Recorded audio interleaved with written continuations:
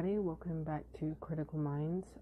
Today I will be talking about young adult dramas in a sense of just like getting into it and kind of an introduction to it, if you will. Young adult dramas, I guess not in the literal term, because in the literal term it's too broad of a term, but when I'm talking about young adult dramas, I'm talking about like TV shows. You know, that whole kind of ABC family, or I think it's called Freeform now, kind of sense, which I think could be its own genre in itself. You've got Gossip Girl, you've got Pretty Little Liars, you got Riverdale, you got Ravenswood. There's a lot of other ones, but all of them come down to a specific kind of formula, which I think is pretty obvious. You've got main character person who may or may not be new in town. You've got person who died but not quite how they're supposed to die, or maybe not be dead kind of thing.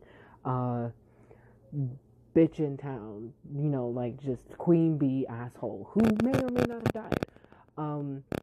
Then you've got, what's it called? You've got cute boys, girls who dress incredibly amazingly for their age. I mean, like, it just looks like they have their own personal stylist. Let me not forget, just rich white people. In like a quiet, small town that has never seen the likes of a murder before, even though I feel like this world is just like Midsummer Murders, where there's just like a murder in every small town you go. But anyway, it's got to be next to like a really big city like Chicago or like Philadelphia or something like that. You know, that's kind of how it starts, if you get what I mean. So apparently, I think mainly because of how Pretty Little Liars kind of got really successful with its whole, you know, A thing where, you know, it's got somebody anonymously texting you to do crazy illegal things or whatever. It's gotten really, really popular, so guess who decided to do it too? Riverdale, which is literally just a rehash of literally any other adult drama, like a young adult drama that you can think of. It's like, it's got the dead person that didn't die quite the way they thought they would. You got new person who's trying to make friends. You've got rich white people. You've got fucking random minority that's super talented at something. Which, don't get me wrong, I liked the fact that they made Josie and the Pussycats all black girls. Don't get me wrong, I thought that was really nice. I think it's a nice twist on it and whatever. But I really wish that, I mean, yes, I do like the fact that they're into, you know, black female empowerment and whatever. But at the same time, you know, as I'm also into black female empowerment, but that's not literally my whole thing. I have other likes and dislikes. I have a whole personality besides that. And I feel like in the first season, that was basically all that they were, you know. And, you know, Valerie got with, like, Archie at one point, and that was nice and whatever, you know, because it's supposed to be, like, in the comics, because he ends up with her for, like, a little bit.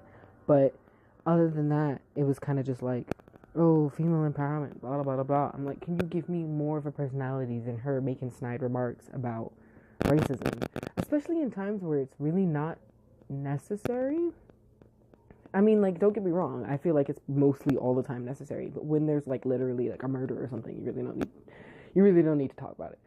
You know, I'm not talking about silencing people. I'm just talking about, you know, having a narrative and having someone have personality. Like, in real life, if I just saw, like, a white guy get murdered right in front of me, you know, my first thought isn't, oh, look at his fucking white privilege. No, my first thought is that dude okay? Is he actually dead? Is there something I can do?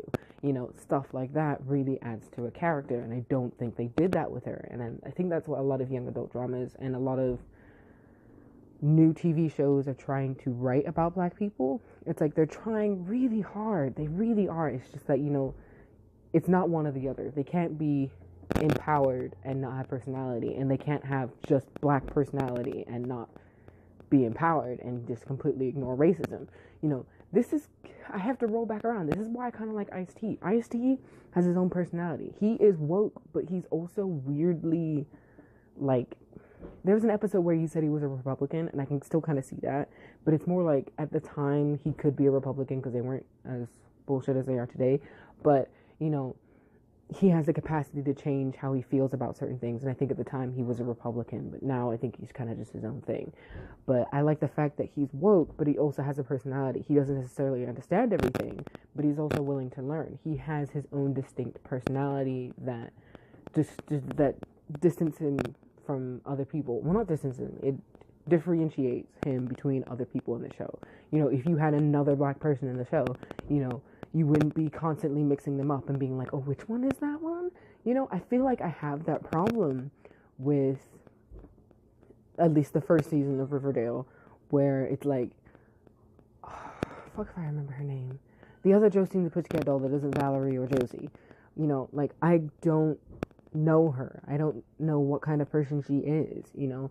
Valerie, all I really know is that she was decently caring to Archie, but then she suddenly disappeared because I think Archie was supposed to get with Veronica, and I'm like, look, if you've ever read the Archie comics, which I barely have, okay, I want you to know I barely read these comics, but even I know that there's supposed to be this whole which girl will he choose kind of thing between him, Veronica, and Betty, and it's like, how can you take that out of the TV show? Why would you automatically make him go with Veronica? Like, and then just throw Betty to freaking Jughead? They fucked up Jughead so much. Why would you make his dad like a gangster? Why would you take out his little sister? Why would you take out his mom? Why would you make this weird universe where you're just taking people's characters and throwing it into something else? It's not even Archie anymore. I don't even read Archie, and I know this isn't Archie. You know, like, they made Jughead into some weird hipster dude, which is like the worst writing of all time. Like, he has a computer and he's the narrator of the show. Like, come on. It's like weirdly original in the most unoriginal kind of way. You know, oh, let's make him the writer. He's writing his book about this small town where crazy things happen. It's like, I've heard it 1,000 times and yet I've never heard it in this situation, and yet it still annoys me. And I'm just like, why are you doing this to this show? You're just picking and choosing things from different young adult shows and fitting it together. And in season 2, they start having, what's it called, Black Hood or something, where he's texting people and he's like trying to find out who did this and who did that. And I'm like, are you freaking kidding me? This is literally Pretty Little Liars. Like, can you not come up with anything original on your own? Like, not even a little bit? Come on. Like, what the actual hell were they thinking? Seriously, there's a lot of different things you can do with this show, and yet you decide to go some weird murder mystery route instead of just having it be Archie. I don't think Archie was all about murder mysteries, and like, this is coming from an outsider's perspective, because I obviously mentioned, you know, I haven't read Archie comics, but I'm pretty sure they're not about murder mysteries. I'm pretty sure that was just both Josie and the Pussycats, and if they wanted to make a murder mystery show with Josie and the Pussycats, they might as well have just done it. But they didn't. They decided to take Archie because they wanted that whole love triangle, but then decided not to have the love triangle after, like, episode 3, which was weird, because then Betty got with, what's his face, Jughead, and Jughead has some weird problems with the serpents, and I'm just like, Cole Sprouse, why are you doing this to yourself? You were so cute, and you ruined it. Like, why would you do this? Why would you do this to my mans? You know, like, I go back sometimes and watch Sweet Life of Zack and Cody and remember what was, and then I go back to Riverdale, and I'm just like, why? Like, why would you make him into such a fucking hipster? Like, the worst kind of hipster. And what's weird is that you threw gangster on it, so he has some edge, so that he's not just some boring old hipster. You know, I'm just like, I'm so done. And you know what? My least favorite thing about the show is how they try to portray the fact that, you know, Archie isn't, you know, some rich kid. Like, you're in a rich town, okay? I don't care if you're the lowest income in that town. If you can cut up not even watermelon. If you can cut up cantaloupe every fucking morning, fresh cantaloupe, every fucking morning, you are not poor. If you can drive to school, you are not poor. If your parents have 2 cars, you are not poor. If you've never taken the bus, you are not poor. If you have everything you need, plus even just a little bit of luxury. I'm talking about, like, actual luxury. I'm not talking about like, going to the movies once a month or something. I'm talking about regular basis luxuries, like cutting up fucking cantaloupe every goddamn morning. You are not poor. You can say you're middle class. You can even say maybe that you're lower middle class. But if you have never struggled and if you have never had to go paycheck to paycheck, if you have never had to worry about eating, if you've never had to worry about washing your clothes or worrying about how to get to school or how to get to work, if you've never had that, you are not poor. Okay, I'm gonna just get that right there. You can throw out whatever you want about how you're poor because you don't have the newest phone line. I'm sorry, but do you get a ride to school? Do you get to eat every day? Do you get to eat breakfast every day? If you can do that, and I'm not talking about if you have like frosted flakes every morning, but that's it. Like, that's not really that great either. But if someone in your house is starving so that you can eat, you are not poor. Okay? You are not poor. Now, I will say this. If you are a poor person who cannot eat all the time, but you have a nice phone, that doesn't necessarily mean that you're not poor. That just means you happen to get the best deal and possibly got a nice phone through massive amounts of just like hustling your way through it and getting the best deal out of your dealership.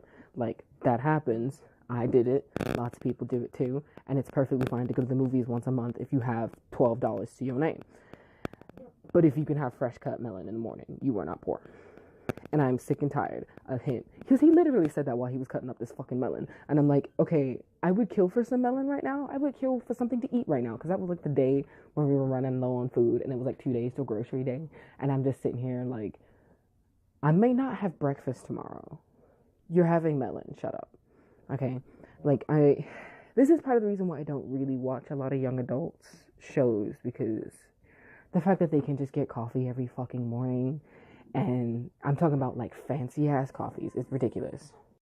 But anyway, enough of me bitching about how poor I am. The rest of this show, Riverdale is kind of, like I said, it's just a hosh-posh of just a bunch of other young adult dramas. I mean, it starts off with the death of like one of the twins, I guess, which I looked up a little bit of I was gonna say manga, this is an anime.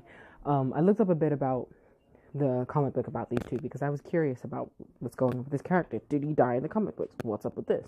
I look it up. He ain't even dead. Like, they just killed him off because he was the least interesting character in this like entire show. And I'm like, okay, I guess if you want to kill somebody, I guess you could have killed him. You couldn't really kill off anybody else because they were too fun. And plus they couldn't kill off, what was her name? Cheryl Blossom? Because, she could have been the go-to bitch. And, having a ginger bitch is, like, interesting because no one's done a ginger bitch before. They've always made, gingers, like, I don't know, like the nerdy ones. So I guess they were like, it's a nice change, which I do admit representation matters, but you didn't have to make her the bitch. You could have just made her a person. Just throwing that out there. Speaking of not making people, the writer of the Archie comics I literally forgot his name, but I want to say his name is Jason. It was some white boy name, but he's the son of the sheriff in town or whatever. The comic book artist said, or wrote in there, where he basically came out and, like, he's gay. And that he was gay the whole time, and he just didn't say anything, because, you can't just, like, write gay, They can just happen to be gay, but also have a personality. Like, being gay isn't a personality. Because obviously, right? You look through, like, I looked up part of his character, too, because I was curious about how he was written in the comic books. And, lo and behold, he was a person. In Riverdale, he is just a gay guy. Stereotypical gay guy. Talking about, oh my god, the gossip. And, oh, I have to moisturize my face tonight. Like, come on. Okay? Like, can we not do this? Please. I'll tell you why Pretty Little Liars did a LGBT person right. First of all, with Emily, she was a person. And she came out, and, her mom wasn't accepting, but she eventually became accepting. She had healthy and unhealthy relationships. She was a person, And then they had, spoiler alert for people who haven't seen who A originally was. I'm not gonna, just skip ahead. I'll figure out the times and editing, whatever. But, spoiler, pause. A ended up being, what is it called? Allison's trans brother, sister, trans sister. Let me think about this. Yes. But then it turns out that that's not her sister, and her sister was from her aunt, and her aunt had a kid, and look, it was a long, complicated mess. The end of Pretty Little Liars I'm not that big of a fan on, but it ended. It was something, it happened, okay? You know, it was a thing. Anyway. God, that ending was weird. But, what's it called? Anyway, they wrote her interestingly. What was interesting is that she was in a mental institution because her parents, her adopted parents, I suppose, were like, fuck you, and you're supposed to be a boy, and blah, blah, blah, put her in there, and whatever. And I was just like, wow, that's shady. But, you know, it also went into the issues of being in a mental institution, you know, can fuck you up. And, you know, they drugged her and blah, blah, blah, blah. And, you know, she was mad about how everybody was fucking with her and shit like that. And it was all kinds of fucked up, you know. But her personality and the fact that she was transgender intertwined decently. I say decently because I feel like there were little kinks in there, but, you know, what can you expect from a writer that isn't necessarily trans? So it's better than what Riverdale did. Like, Riverdale basically just made him gay. Like I said, like, I feel like I'm going in circles, but anyway, he was just so stereotypical, I wanted to turn it off. Like, when I saw him come on the screen, I paused it, and I walked out the room, because I was like, how dare you? You know? He wasn't anything like that. Like, I read some panels, and I was like, he's nothing like this in the comic books. Like, because I was just, like, so confused when I saw this, because I was like, okay, how are you gonna have another gay person? You know? Like another gay person who's just like, oh my god, like, this is the 90s. It's not, you know? There are multiple different kinds of gay people in the world, okay? There are gay people who are just people. There are gay people who are just people. Oh, did you know that there's gay people who are just people? You know, there are people with different types of personalities who happen to be gay. And if he wasn't even like that in the comic books, why would you write him that way? That means they specifically formulated him to be that gay best friend. Now, I will refer to an interesting movie called Gay Best Friend, which highlighted those sorts of problems. Some of the movie is annoying. Some of the movie makes sense. But there was the underlining meaning of the whole movie is that you can't just keep asking for, you know, a gay best friend because it's popular, you know. And what happened is that you had this guy who hadn't come out yet, who was kind of just a regular dude. His friend, yeah, he was out and proud. Well, not out and proud. Actually, he wasn't out. But everybody kind of knew he was gay. Because that's where the things were annoying me. But, he was a stereotypical gay guy. His friend, like the main character, though, wasn't stereotypically gay. He was, you know, kind of just a regular guy who's a little bit anxious, a little bit shy. He's not necessarily into that sort of thing. And his mom is trying to get him to watch show tunes with her because she thinks that's what gay guys like or whatever. And she's trying.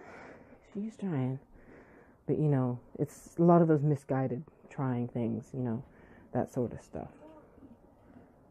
But, you know, there's not really much you can do about parents. As long as they're trying, it's better than nothing. And eventually they'll learn.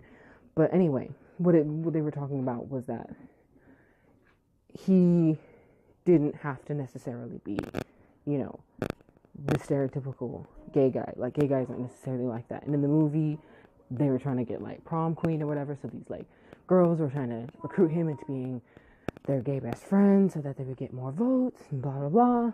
And they even had Luna Lovegood from Harry Potter, which was weird. But she was, like, some weird evangelical Christian girl. And that was weird. We're not going to talk about that. But anyway, so they took him out to get, a makeover so that he could be like the perfect gay and blah, blah, blah, blah. And I'm like, yeah, that's basically what they would have done. They're like, he's not quite gay enough for me, And I feel like that's what they did in Riverdale, is that they were like, okay, we need the formula. Okay, do we have a rich white town? Yes. Do we have a bunch of girls that we can fashionably make into different types of styles that people can overtly put their own personalities on? Yes. Do we have rough-looking dudes that could possibly be mean, but then also have a boy next door? Yes. Do we have a murder victim? Yes. Do we have him not die the way that we thought we were supposed to have him die? Yes. But, what we don't have? We don't have a gay person. Should we go for lesbian or gay? Flips through script. Oh my god, there's a gay person in Archie. Let's take him. Reads the script. Dang, he's not gay enough. And then there you go. That's essentially the conversation that they fucking had. And boom, bang, boom, you have this stereotypical gay guy who has no personality. I mean, I guess they tried to make him kind of like a hoe. And I'm like, yes, that can be part of some people's personality, but there's more to it than that. And I don't even think he was like that in the comic books, but, you can throw that in the comics if I'm wrong about that, but I'm kind of doubting it. Then they had that whole, arc where he had a boyfriend that wasn't out either, and it was like a complicated thing where it's like, oh no, but I want to date him, but he doesn't want to come out. Blah, blah, blah. It's like, okay, and what's worse is that he's the cop's son, and I feel like they thought that was like such prime, story drama that his dad is in the police department and blah blah blah blah. But what was weird is that they didn't go for it. They were like, nah, let's just make his dad accepting. And I'm like, okay, but if you're gonna make him a stereotypical gay guy, and if you're gonna go all out with that, how about we go all out all together, since you want to just make this some regular ass TV show? But then they were like, nah, we're gonna make one thing progressive. Yeah. And I'm like, you guys are killing me. Who were these writers? Did they just grab all the low-level writers from other young adult dramas to write this show and just put all the freaking cliches of all those other shows together? Because this is what's fucking happening right now. Sometimes I just don't know with this show, especially when they try to have a twist and a turn. And can you believe that they even had the stereotypical season finale thing? Someone gets shot, but you're not sure who. And it might be the main character, and then they come back and it's boom, it's not the main character, but it's someone he really cares about. Come on, this isn't freaking Deathly Hallows Part 1 where you're not sure if it hit Hermione or Dobby. Come on. This is not the right time. This is not even a good enough setup for that. It was just random, And I think they were trying to go for the whole, oh, it was random thing, but it didn't really work out. Kind of like how crime can come from anywhere, and he wasn't expecting it, but it was so terribly written that it just really didn't matter. I mean, I didn't even really care. I didn't even care about his dad. I really didn't care about his dad. I'm gonna have to be honest with you. I keep mixing up his dad and Jughead's dad because they're both kind of low life dads that kind of sort of walked out, but are still kind of in their lives, and are kind of no one really wants to trust them kind of thing. And I'm just like, okay, we'll have two of those, but one that's got to be a little edgier, and you can throw them into a gang. Whatever. Speaking of the gang, and I'm getting into season 2, which I will actually have to rewatch, but there's one scene I have to talk about, because I have to talk about this. Okay, I'll watch the rest of the season more or whatever, but there's the scene where Betty wants to be part of the Serpents, and she's like, what do I have to do so I can be part of the Serpents, so I can be part of Jughead's life? Because, she has to be, the subservient girl who has to do everything that her boyfriend does instead of being her own separate person in a relationship with another person. But whatever. Anyway, she's like, what do I have to do? And this guy's like, you have to do a strip show, and blah, blah, blah, blah, blah. And I'm like, fuck. Please don't tell me you're going to show me a 16-year-old stripping on television. Please don't. Please don't. And you know what they did? They showed me a 16-year-old stripping on television. And I'm like, I'm all for teenagers expressing themselves and whatever, and how we need to understand that, teenagers be doing stuff like that, you know? But how about we not do that in a bar? How about we not, like, do it in front of a bunch of 30-year-old dudes just staring at her and hooting like, woo, and oh, so cute, so sexy. I'm like, oh god, they capture this. That's literally child porn. But anyway, she's moving all sexy and shit, and I'm like, as an adult, like, I'm no longer under the age of 18. Now, when I watch it, it's just, I'm looking at a child do this. If I was 16 as well, I'd be admired. I'd be like, oh my gosh, I wish I was that sexy. But I'm an adult now, So watching that kind of thing is just really creepy to me. Like, if I rewatched Glee on that episode where everybody lost their virginity, I'd just be like, oh god, I'm watching a bunch of teenagers lose their virginity, which is just basically telling me that the show really isn't geared towards me. But, even so, I don't like the message it's sending. And I know it's supposed to be like, oh, Jughead disapproves of her doing this and blah, blah, blah, blah. And how, she shouldn't have to strip for something like that or whatever. But at the same time, it feeds a weirdly different bad lesson, which is, your man knows best and you have to do what he wants. And if he doesn't want you to strip, you should strip. And women shouldn't be provocative just for their men and blah, blah, blah, blah. And I'm like, if you want to strip, you can strip. If you want to do it for your man, do it for your man. But understand that you don't have to. I think that's what the number one thing that they should be teaching is that you don't have to do it. If you want to do it, whatever reason you want to do it, as long as it's not malicious, it's fine. As long as it's not like, impeding your own self because you want to do it for somebody else because you feel like you're worthless. Obviously, that's not right either. Oh, hold on. Sorry, my kid was crying. But, anyway, like, if you don't want to do it if you want to do it because you feel self-conscious and, you feel like this is the only way to do it, at least explore your other options. But I'm not here to teach you how to do things. All I'm saying, as long as you're not doing it to hurt somebody else, it's fine, But this show is basically teaching you to do right by your man and, you gotta do exactly what he wants, not what you think he wants, and blah, blah, blah, blah. And it's like, life is more complicated than that. Is this video really about sexualization of teenagers on television? No, I might end up making that a whole other thing. But my whole point of this episode is kind of just highlighting the fact that Riverdale is one of the single worst TV shows of all time. And was basically specifically marketed to sell as much merchandise as possible. I mean, if you ever walk into a Hot Topic, you'll see that they have a double-sided section specifically for Riverdale. And it's stuff like the Southside Serpents, being a Riverdale Vixen cheerleader, stuff like that. Stuff that's memeable. Stuff that, you can make a hat or a shirt out of. Like Jughead's hat is there, which I would buy because I do like Jughead's hat. And I did like Jughead's design in the comics, but they kind of made him into, like, whatever the fuck he is now. But I don't like what they're doing here. It's mainly just to create a formula that can get teenagers interested and to get them to buy these outfits so that they can feel like they're included in some sort of fandom. And it's annoying and aggravating, and I don't think it's right.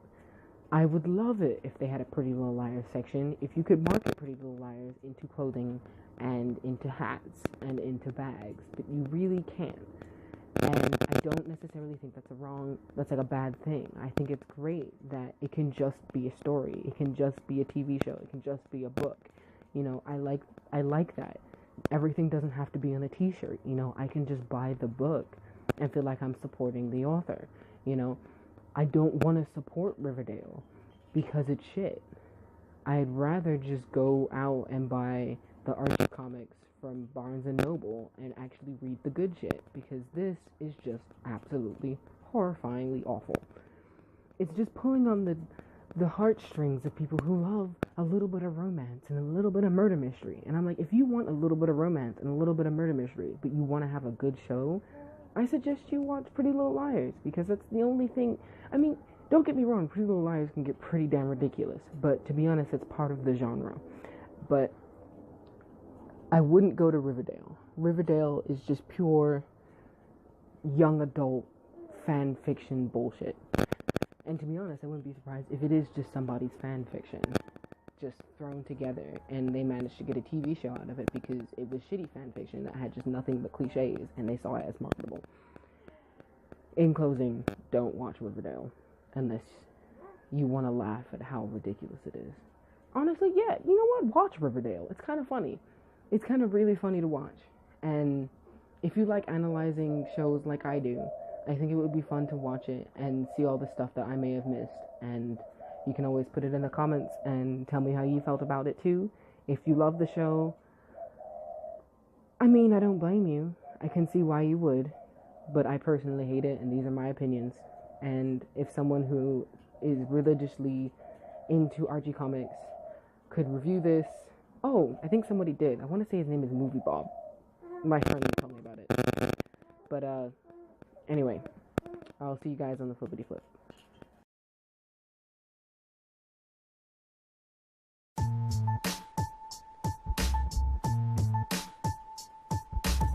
So I decided today I'm gonna rap about misguided ideas on my channel that I think are substantial. I'm not a rapper, I'm more electronical, not even close to being analogical. I got shitty rhymes cause I ain't got the time. I know my raps won't get hype, but my inspiration comes from Rapper's Delight. I'll let myself out. See you on the flippity flips.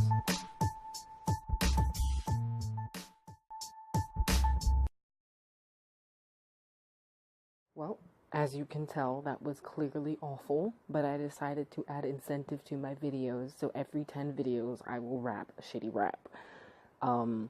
It'll either get better or get shittier, but it's pretty bad. You know that whole myth that like all black people are super good at rapping or dancing or whatever? Total lie. I mean, like, I can rap like Just Jack and Logic in the same breath, like, amazingly, but like making my own, not a thing I do. I'm mostly all about pianos and synthesizers and whatnot. So, if it wasn't obvious already, all the end songs are by my own self from like when I was like 16, and I didn't want to get caught with the copyright rules from YouTube, so I decided to do that instead. But yeah, that's more of my expertise. I'm not really a rap person when it comes to actually doing the work. I am more of an electronic person.